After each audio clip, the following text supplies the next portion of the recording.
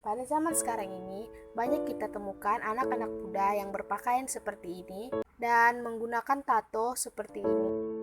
Tapi tidak tahu makna sebenarnya dari tanda-tanda tersebut dan fashion tersebut.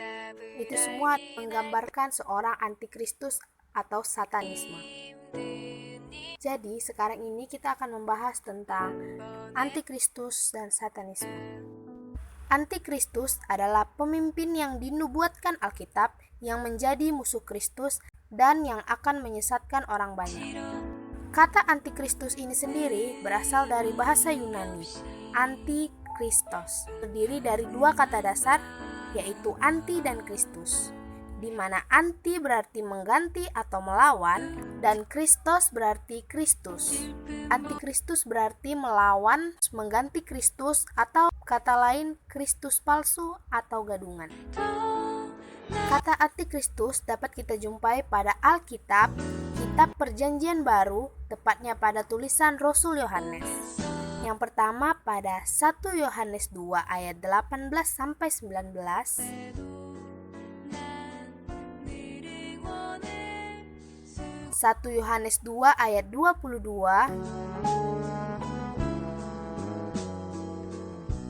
1 Yohanes 4 ayat 3.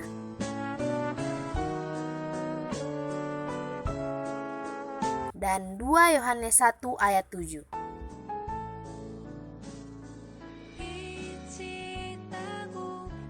Dari tulisan Rasul Yohanes tersebut, kita dapat menyimpulkan bahwa antikristus berasal dari Kristen itu sendiri, tapi tidak sungguh-sungguh termasuk pada Kristen.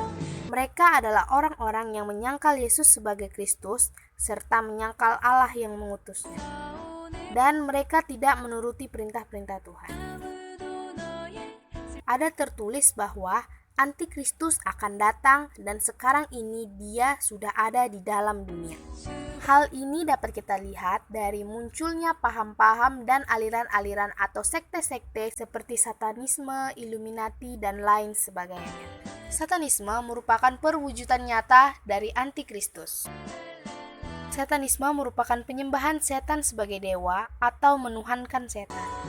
Orang-orang penganut ajaran satanisme ini menolak adanya Tuhan dan semua agama di dunia. Pada abad ke-14 dan ke-16, banyak sekali ditemukan tukang-tukang sihir dan orang-orang yang menolak agama lalu memuja setan. Mereka sering melakukan upacara-upacara kejam seperti pengorbanan anak-anak ataupun orang dewasa kepada setan, perayaan misa hitam, dan upacara-upacara lainnya. Pada dasarnya, aliran satanisme dibagi menjadi dua macam, yaitu teistik atau satanisme tradisional dan ateistik atau satanisme modern. Teistik atau satanisme tradisional memiliki paham di mana mereka mempercayai dan menyembah setan sebagai dewa mereka. Lambang yang mereka pakai adalah dewa Romawi kuno bernama Baphomet. Lalu ada pentagram, yaitu bintang terbalik di dalam sebuah lingkaran. Ini sebenarnya juga melambangkan Baphomet itu sendiri.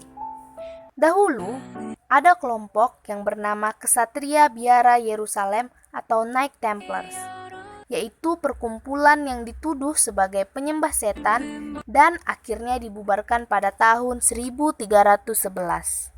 Setelah itu, pada tahun 1717, muncul sebuah perkumpulan baru yang disebut Mason atau Freemasonry di London, Inggris, yang dicurigai sebagai kelanjutan dari Knight Templars.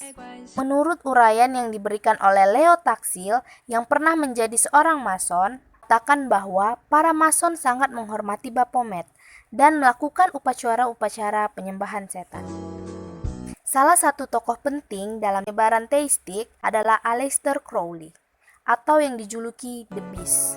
Ia pernah menulis sebuah buku berjudul Pengakuan yang berisi tentang bagaimana ia menjadi pengikut Freemasonry dan perjalanan hidupnya sebagai satanisme.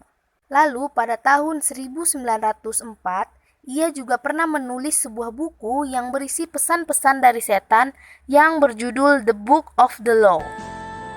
Crowley mengajarkan sebuah kepercayaan yang disebut dilema. Mereka menyembah dewa bernama Heru Raha, artinya Horus di horizon, di mana ia mengajarkan paham satanisme ini melalui musik. Oleh sebab itu, banyak pemusik dan bintang rock yang menggunakan pemujaan setan dalam karya-karyanya. Contohnya ada Ozzy Osbourne, Metallica, Pink Floyd, dan Red Hot Chili. Ada juga Marilyn Manson yang pernah berkata, "Saya berharap dikenang sebagai sosok yang mengakhiri sejarah kekristenan."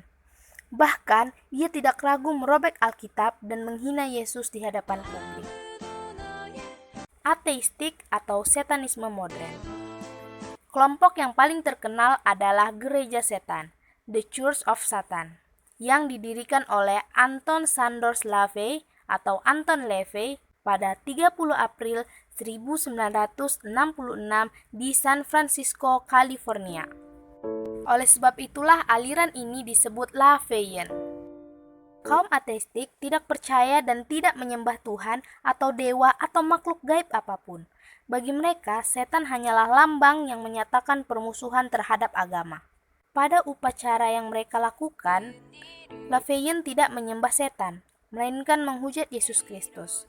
Bagi mereka, karakter setan hanyalah simbol yang mewakili kebanggaan, keduniawian, kebebasan, pencerahan, dan kosmos. Dari sebuah dokumen yang berjudul A Description of Satanists yang diterbitkan oleh Gereja Setan, terdapat banyak sekali penjelasan tentang mereka. Salah satu kutipannya yaitu, "Semua manusia dan binatang berasal dari sumber yang sama dalam ilmu biologi murni. Satanisme adalah keyakinan bahwa manusia tidak lebih dari binatang tingkat yang lebih tinggi.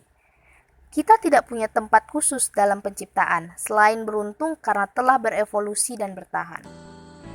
Bagi mereka, seorang manusia adalah binatang buas yang hidup menurut nafsunya.